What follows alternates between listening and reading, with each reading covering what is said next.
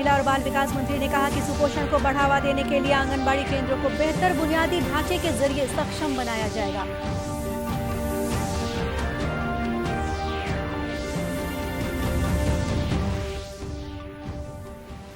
शिक्षक दिवस के मौके पर राष्ट्रपति के हाथों राष्ट्रीय शिक्षक पुरस्कार से सम्मानित होंगे बस्तर के शिक्षक प्रमोद कुमार शुक्ला।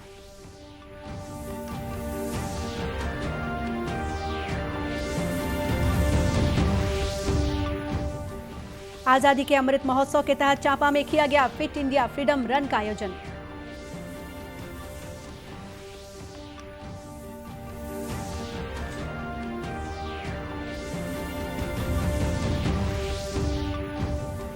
और प्रधानमंत्री कृषि सिंचाई योजना से दुर्ग जिले के किसानों को मिली आर्थिक स्वावलंबन की राह।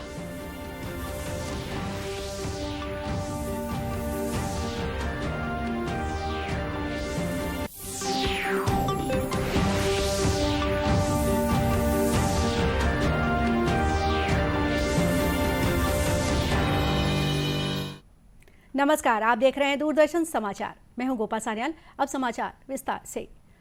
केंद्रीय महिला और बाल विकास मंत्री स्मृति ईरानी ने कहा है कि पोषण महीना एक उत्सव के रूप में देश भर में मनाया जा रहा है। इस दौरान महिला और बच्चों की पोषण संबंधी जरूरतें पूरी करने के लिए सभी प्रयास किए जाएंगे। केंद्रीय मंत्री ने देश भर के आंगनबाड़ी कार्यकर्ताओं को वर्चुअल माध्यम से संबोधित करते हुए ये बात कही। श्रीमती ईरानी ने कहा कि आंगनबाड़ी केंद्रों को बेहतर बुनियादी ढांचे के जरिए सक्षम बनाया जाएगा। उन्होंने कहा कि पोषण माह में भारत सरकार की 18 मंत्रालयों के समन्वय से प्रदेश की सरकारें भी विभिन्न प्रकार के कार्यक्रम कर रही हैं।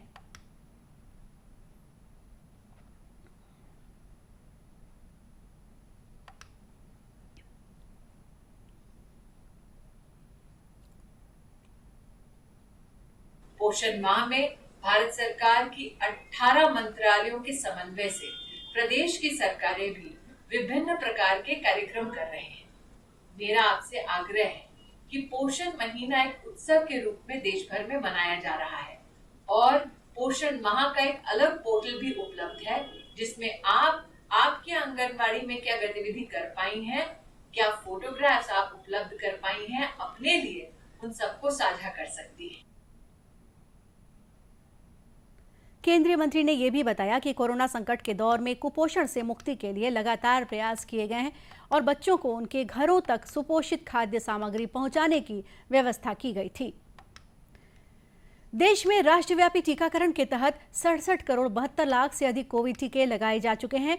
केंद्रीय स्वास्थ्य और परिवार कल्याण मंत्रालय ने बताया है कि कल 58,85,000 से अधिक लोगों को टीका लगाया गया।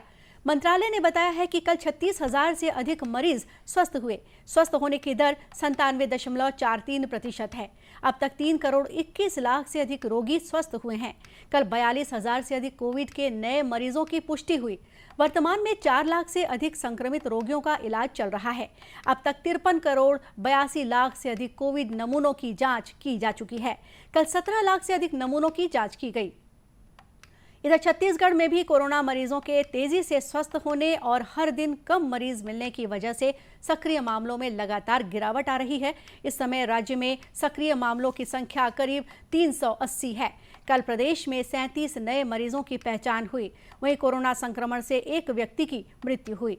राज्य में कोरोना संक्रमण की औसत दर 0.12% तक पहुंच चुकी है। कल दुर्ग, बालोद, बेमेतरा, कबीरधाम, रायगढ़, महासमुंद सहित 17 जिलों में कोरोना संक्रमण का एक भी नया मामला नहीं मिला। वहीं भारतीय औषध महानियंत्रक DCGI ने स्वदेशी कोविड वैक्सीन कार्बेवैक्स के 2 नैदानिक परीक्षण की मंजूरी दे दी है। वैक्सीन निर्माता बायोलॉजिकल ई को कुछ शर्तों के तहत 5 से 18 वर्ष तक के बच्चों पर दूसरे और तीसरे चरण के परीक्षण की अनुमति मिली है। जैव प्रौद्योगिकी विभाग और इसके PSU जैव प्रौद्योगिकी उद्योग अनुसंधान सहायता परिषद BIRC ने बायोलॉजिकल ई की कोविड वैक्सीन को सहायता उपलब्ध कराई है। मुख्यमंत्री भूपेश बघेल ने कोरोना संक्रमण से दिवंगत हुए मीडिया कर्मियों के परिजनों को कल रायपुर में आयोजित एक कार्यक्रम में पत्रकार कल्याण कोष से सहायता राशि के चेक वितरित किए। उन्होंने कोरोना संक्रमण से जान गंवाने वाले मीडिया कर्मियों के परिजनों को 5-5 लाख रुपए की राशि दी। मुख्यमंत्री ने कहा कि मीडिया के साथियों ने हर बार की तरह कोरोना संकट के समय में भी अपने दायित्वों को पूरी जिम्मेदारी के साथ पूरा किया।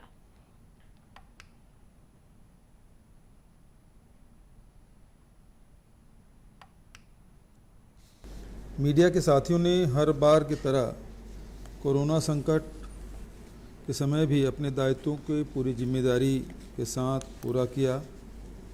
छत्तीसगढ़ की पत्रकारिता के इतिहास में कोरोना काल की पत्रकारिता आने वाली पीढ़ी के लिए हमेशा उदाहरण प्रस्तुत करेगी।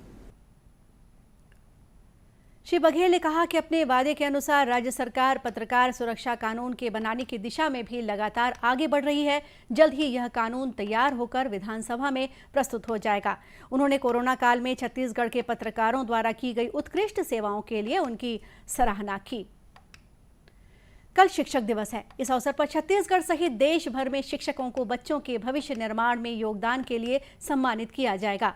इस अवसर पर नई दिल्ली से वर्चुअल रूप से आयोजित एक कार्यक्रम के जरिए राष्ट्रपति रामनाथ कोविंद छत्तीसगढ़ के शिक्षक प्रमोद कुमार शुक्ला को राष्ट्रीय शिक्षक पुरस्कार से सम्मानित करेंगे। सम्मानित होने वाले शिक्षक श्री शुक्ला बस्तर जिले के एकलव्य आदर्श आवासीय विद्यालय करपावंड में व्याख्याता के पद पर पदस्थ हैं। व्याख्याता श्री शुक्ला कल नवा रायपुर स्थित मंत्रालय के एनआईसी के स्टूडियो में वर्चुअल रूप से राष्ट्रीय शिक्षक पुरस्कार प्राप्त करेंगे। अपनी इस उपलब्धि से श्री शुक्ला काफी खुश हैं। उन्होंने कहा कि वे कोशिश करते हैं कि पढ़ाई के दौरान नवाचार का इस्तेमाल करें और बच्चों को मनोरंजक तरीके से पढ़ाएं। इससे बच्चे काफी जल्दी सीखते हैं। ये बताना चाहता हूँ कि पारंपरिक तरीकों में इनोवेटिव आइडियाज़ ऐड कर दी जाएं तो बच्चों के जो सीखने की रुचि बढ़ जाती है। पढ़ाते समय आईसीटी टूल्स का उपयोग अगर हम करते हैं तो बच्चे उसे बहुत जल्दी सीखते हैं। Free drama day, seminar presentation या खेल खेल में अंग्रेजी सीखना, बताना, स्टोरी टेलिंग, न्यूज़पेपर आर्टिकल का उपयोग करना पढ़ाते समय, ये मैं कोशिश करता हूँ एक जॉयफुल इन्वायरमेंट क्रिएट करने की। तो बच्चे फ्री होकर, उन्हें आज़ादी होती है, जो उनके मन में है वो इंग्लिश उसके दौरान डायलॉग के रूप में बोलते हैं। बाद में उनकी जो गलतियां हैं छोटी छोटी वो शॉर्ट आउट की जाती है, करेक्ट की जाती हैं। उल्लेखनीय है कि राष्ट्रीय शिक्षक सम्मान के लिए इस वर्ष पूरे देश से 44 शिक्षकों का चयन किया गया है। इसमें छत्तीसगढ़ के व्याख्याता श्री शुक्ला भी शामिल हैं। आज़ादी के अमृत महोत्सव के तहत चांपा में फिट इंडिया फ्रीडम रन का आयोजन किया गया। यह कार्यक्रम भारत सरकार के युवा कार्यक्रम और खेल मंत्रालय द्वारा संचालित नेहरू युवा केंद्र संगठन चांपा और जिला राष्ट्रीय सेवा योजना द्वारा संयुक्त रूप से आयोजित किया गया। इसका शुभारंभ सांसद गुहाराम अजगले ने किया। उन्होंने फिट इंडिया फ्रीडम रन को झंडी दिखाकर रवाना किया। श्री अजगले ने लोगों का आह्वान किया कि वे स्वस्थ रहने के लिए व्यायाम करें और खेल भी खेलें। स्वस्थ नागरिकों से मजबूत राष्ट्र का निर्माण होता है। वासियों को ये संदेश देना चाहता हूँ कि खेल व्यायाम जीवन के लिए अति आवश्यक है, शरीर को स्वस्थ रखने के लिए अति आवश्यक है। आप अपने शरीर को ध्यान रखते हुए निश्चित रूप से व्यायाम करें और खेलें। सबको बहुत बहुत धन्यवाद। राष्ट्रीय सेवा योजना के जिला संगठक और शासकीय नवीन महाविद्यालय नवागढ़ के प्रोफेसर पीके पटेल ने बताया कि फिट इंडिया कार्यक्रम के तहत राष्ट्रीय सेवा योजना के माध्यम से कैंप में बच्चों को यही शिक्षा दी जा रही है कि फिट रहने के लिए योग करना बहुत जरूरी है। का उद्देश्य है कि सारे युवाओं को कवर किया जाए, क्योंकि फिट इंडिया देश की आवश्यकता है, मानव समाज की आवश्यकता है, इंडिविजुअल की आवश्यकता है, सोसाइटी की आवश्यकता है। तो इसमें हमारे एनएसएस और एनवाईके के जो वॉलंटियर्स हैं वो सक्रिय रूप से लगे हुए हैं और पिछले कई वर्षों से लगातार काम कर रहे हैं। आज़ादी के अमृत महोत्सव और फिट इंडिया कार्यक्रम में भाग लेने वाले युवाओं को नेहरू युवा केंद्र संगठन द्वारा फिट रन प्रमाण पत्र देकर सम्मानित भी किया गया। प्रधानमंत्री कृषि सिंचाई योजना के जरिए देश के हर खेत को पानी पहुंचाने का लक्ष्य रखा गया है। साथ ही इसके माध्यम से जल संसाधनों के अधिकतम उपयोग पर जोर दिया जा रहा है।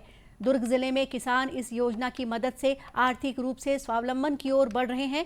योजना के तहत किसानों को सिंचाई उपकरण खरीदने पर सब्सिडी मुहैया कराई जाती है। पाटन विकास खंड के महाका खुर्द और पहडोर के किसान अपने खेतों में टमाटर, करेला, बैगन, मिर्ची की फसल ले रहे हैं। किसानों ने बताया कि ड्रिप योजना से सिंचाई करने से पैदावार बढ़ी है, जिससे आमदनी में भी इजाफा हुआ है।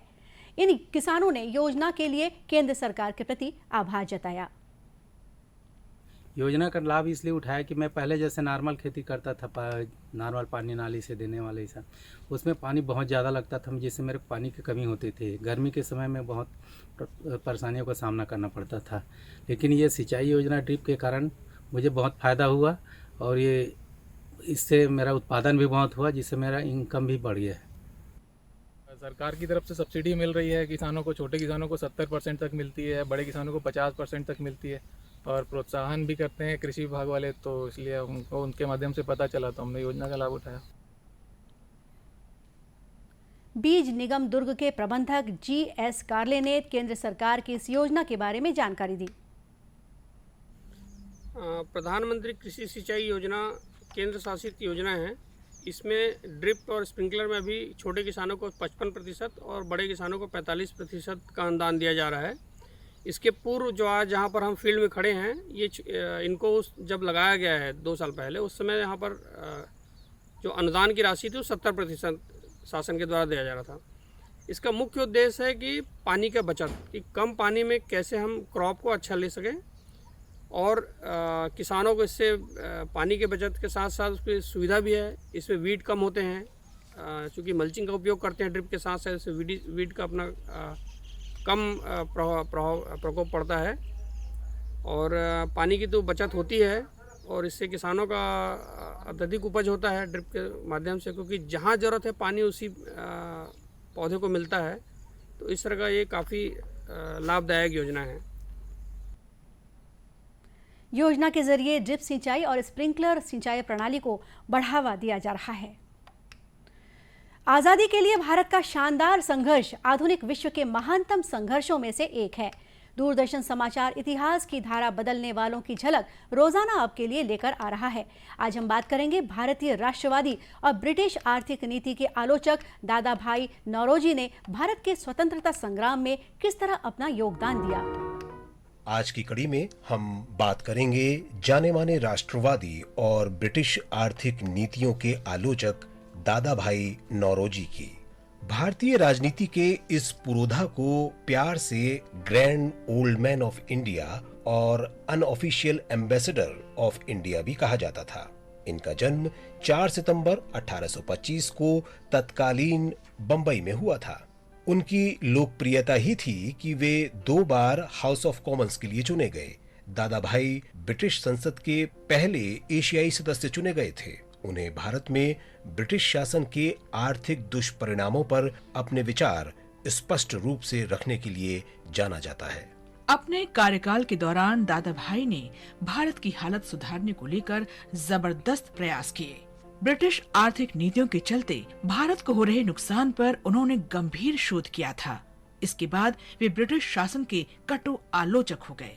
दादा भाई नौरोजी ने 1893 में यूनाइटेड किंगडम में हाउस ऑफ कॉमन्स को संबोधित किया था। आइए सुनते हैं भारत में कराधान के मुद्दे पर दिए गए इस भाषण के प्रतिपादित अंश। Never has there been a single farthing spent out of the British Exchequer, either for the acquirement of India or for the maintenance of it, or administration, or in any manner connected with India, whilst at the same time hundreds of millions of the wealth of India have been constantly poured into this country. Whether any country in the world could stand such drain as India is subjected to is utterly out of the question. If England itself, with all its wealth, was subjected to such a drain as India is subjected to, it would be reduced to extreme poverty before long.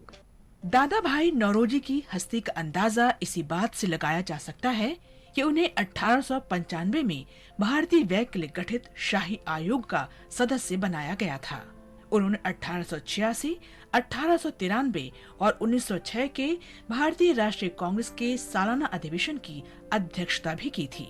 उन्हें स्वाधीनता आंदोलन के शुरुआती दौर के महत्वपूर्ण नेताओं में से एक माना जाता था। दादा भाई की ही प्रेरणा से बाल गंगाधर तिलक और गोपाल कृष्ण गोखले स्वाधीनता आंदोलन में शामिल हुए। गांधी जी पर भी उनका असर रहा।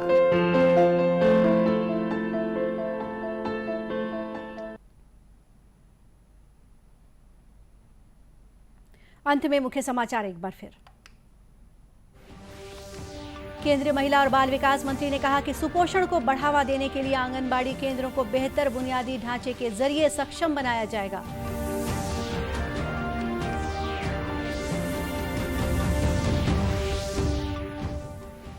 शिक्षक दिवस के मौके पर राष्ट्रपति के हाथों राष्ट्रीय शिक्षक पुरस्कार से सम्मानित होंगे बस्तर के शिक्षक प्रमोद कुमार शुक्ला।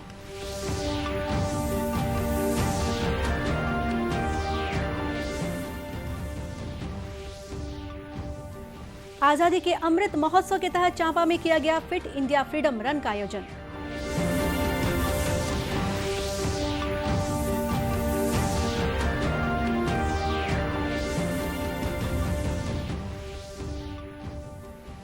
और प्रधानमंत्री कृषि सिंचाई योजना से दुर्ग जिले के किसानों को मिली आर्थिक स्वावलंबन की राह।